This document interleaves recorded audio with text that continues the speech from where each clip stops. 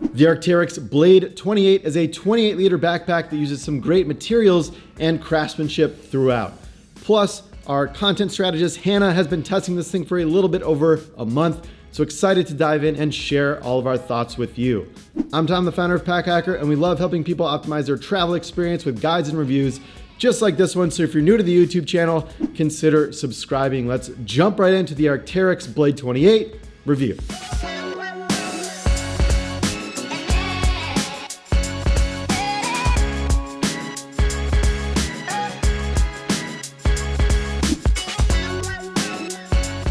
At the time of this review, the Blade 28 is available in black and pilot gray, and we think that's plenty of options. However, you will not find a bunch of colors and choices with this pack. The overall shape of this bag seems unique to Arc'teryx, and it's a result of some of the interior organization going on inside. From a branding perspective, there is a very bright, large, white logo that stands out quite a bit on top of the black, and then below it on the bottom of the pack, there is a subdued black on black Blade 28. We wish the embroidered logo on this pack was a little bit smaller or more subdued. We don't like when a ton of branding is on packs, typically.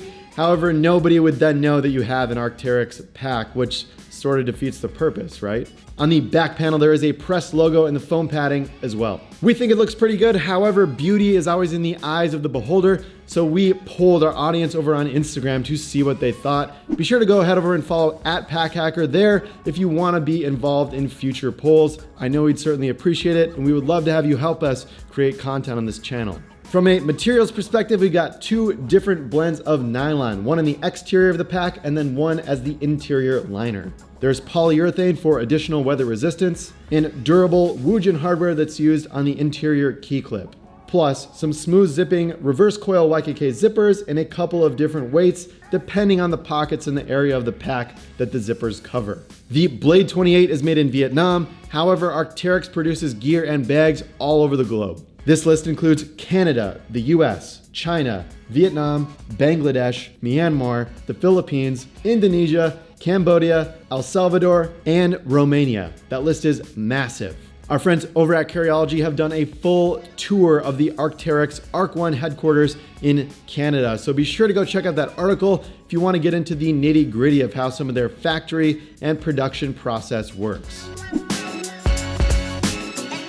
Kicking it off with the harness system, the dual density shoulder straps on the Blade 28 provide some great comfort and a good ride overall. Although somewhat thin, the two layers of padding here actually provide a pretty comfortable carry. Although you won't find any strap management for these adjuster straps down here, arguably it's not necessarily needed for a pack with only two external straps hanging off. The rest of the face of it and all other areas of the pack are quite minimal, and those are the only two things that are kind of dangling off. You will not find a sternum strap or a hip belt on this thing, not even an option to add it. And for a pack at 28 liters, we think this is somewhat borderline, and we're about getting into that territory where this kind of starts to be required a little bit, at least as an option to wearers. Plus, the bottom of the pack tricked us a little bit. At first glance, this does look like a pass-through area for a hip belt. However, it's not. There's a secret pocket back here, which we'll get into when we get into the interior of the pack. But as a bonus, this is very firm and padded.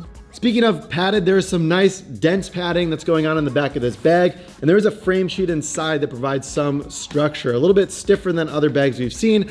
However, it's not to the stiffest level that, say, something like Go Ruck would be at, which is basically like a military grade ruck. So kind of right in the middle there, provides enough structure for typical carry. There's a thin piece of stretchy elastic type material here that's used for a pass-through for your roller luggage. So if you want to attach this to your roller luggage via handle, you can definitely do that and lay this on top of your roller bag. We have seen this done better on other packs, and we think it could be improved upon.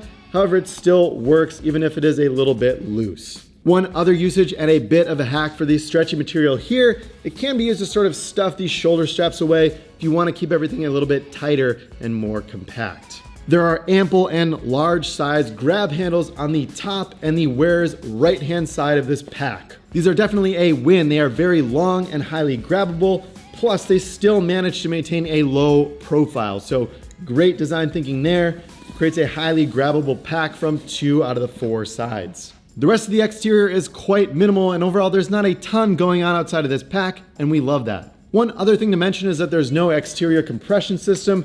However, this bag seems to keep a low profile due to the pattern of some of the fabric and the overall design of it as well.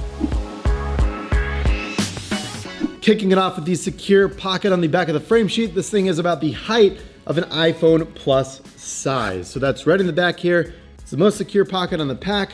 Overall, it's good for flatter items. So if you have like a passport or some cash, you want to keep things a little bit closer to your body, this is the pocket for you. The size of the pocket is about the entirety of this section that you see down here, and it goes all the way to the end. And although this is ideal for flatter items, if you do have something with a little bit more dimension, you're not going to feel it sticking into your back because the density of this foam is so thick. One thing we wish Arc'teryx maybe would have considered here is a zipper of a little bit of a lower profile. So you definitely see that thing going on. It's pretty obvious it's a zipper. Companies like PacSafe and Peak Design really think through security and access, and they use lower profile zippers in some areas. Maybe this could have been a little bit more inconspicuous. There's also one exterior pocket to the wearer's right-hand side. This ends up being a really handy pocket for quick grab items like gloves, keys, and any other small accessories, although it is a little bit too small to fit most phones inside. Behind that, on the front of the pack, there is a ton of organization going on in this side zip pocket as well. First of all, the positioning of this opening is ideal if you want to swing it around your body and quickly access it. Also, it's good if you want to set this bag down on the side on the floor, you can access things that way. The sideways pockets are a little bit awkward, however, accessing it from the side is a nice feature. The bottom of this compartment offers a space for a 15-inch laptop, and it's highly padded but very loose, so there is ample space. Even if you have a fat laptop or a fat case, it'll still likely fit inside of here. One thing about this though is that we think it is a suboptimal place for a laptop to go because all that weight is very far away from your back. We typically like when laptops are right against your back. It helps distribute the weight a little bit better and makes the carry more comfortable overall. Quick tip on this, if you are using this as a daily carry, you might want to consider putting your laptop within a padded laptop sleeve and putting it in the main compartment to keep that weight closer to your back. Above that laptop compartment, there is a separate tablet partition here with a bit of elasticity to hold things in place. Again, a tablet will fit well in there, or small notebooks while you're traveling. Above the laptop and tablet compartment, there is some nice space for additional items as well. And the top part offers a two-way zipper, which is good if you want to access one side of this little organizer system or the other. The whole system is overall cleverly designed. So on the right-hand side, we have a stretchy mesh pocket that's good for water bottles. Directly to the left of that, there is a pass-through port where you can feed cables through. So if you have a battery pack inside of one of these pockets, feed the cable out and you can get access with your phone. To the left of that, you have two more pockets, and taking up about 1/3 of that space is a stretchy mesh pocket. Then the remaining 2/3 of that space has a nylon liner pocket. Overall, these pockets are a bit hard to see, but if you organize them by feel and you know where everything is at and you kind of have it memorized, you have your system down, it's not going to be that big of an issue. Moving on to the main compartment, it pretty much opens up in a similar style to a suitcase, and that's clamshell style. Plus, if you put these zippers near the top, it can be easy to just reach in, access what you need out of the main compartment without fully opening up the clamshell. The liner inside is a bunch of different shades of gray and a striped pattern, and it's a little bit funky. This can help with visibility of your items. However, we have seen some other companies go really high visibility with their interiors. Although this isn't nearly as high of visibility, we think it still works and it's subdued and tasteful. We like subdued and tasteful. On the left-hand side of the clamshell, there is a nylon pocket that's good for organizing additional items. The right-hand side offers a fully zippered compartment that acts as a bit of a compression system when you want to separate your gear a little bit more. And when the right-hand side and the left-hand nylon pocket are filled up, there's still room in the middle to put additional items if you want to further organize everything. Back to the right-hand side, there is ample space and depth to pack clothing. We always recommend grabbing some packing cubes, especially for a larger space like this. Just helps with additional organization and compartmentalization. There's a zippered compartment at the top as well that holds a frame sheet, and you could arguably replace this for a thicker frame sheet if you wanted to. However, we do think it's ample for this size of the pack. Arc'teryx classifies the Blade 28 as a weekend travel bag. However, we also think it could be used as a one bag if you are a minimalist. 28 liters is on the lower end for one bagging. However, we have heard of people and talked with people that travel with a lot less. During our testing, Hannah brought this pack through Chicago, Iowa, Northern Michigan, and Cuyahoga Valley National Park in Ohio.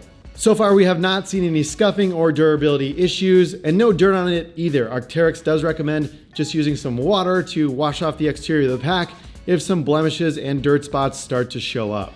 So to wrap this thing up with some pros and cons, the Blade 28 has excellent build quality and great materials throughout. These side grab handles are very accessible and long in length for easy grabbing. The main compartment is ample in space and packable. This bag seems a lot bigger than it looks on the outside. Overall, we think the laptop compartment could be closer to the wearer's back and not so far forward on the pack. There is no options for a hip belt or sternum strap. These sideways pockets can be a bit tricky to organize, especially when they're kind of hidden in that main compartment. Although the Blade 28 is a good pack, that's just it. It is a good pack. We expect a little bit more from Arc'teryx, especially since the Beta SL rain jacket is one of the top rated items on our website. Although we love the comfort of the harness system for the pack of this size, we wish they'd offer at least an option to throw in a sternum strap or a hip belt, because some people really want those features. The laptop placement and side organization aren't ideal. However, we really love the main compartment and a lot of the other organization going on within this pack. We have no doubt that the great materials and craftsmanship put into the Blade 28 will continue to hold up after months, even years of testing. Thanks for taking a look at our review on the Arc'teryx Blade 28. Be sure to head over to packhacker.com/newsletter, sign up for our newsletter, and never miss an update. Thanks for checking this out. We'll see you in the next video. Hi, talking about bags. But not limited to, Cambodia.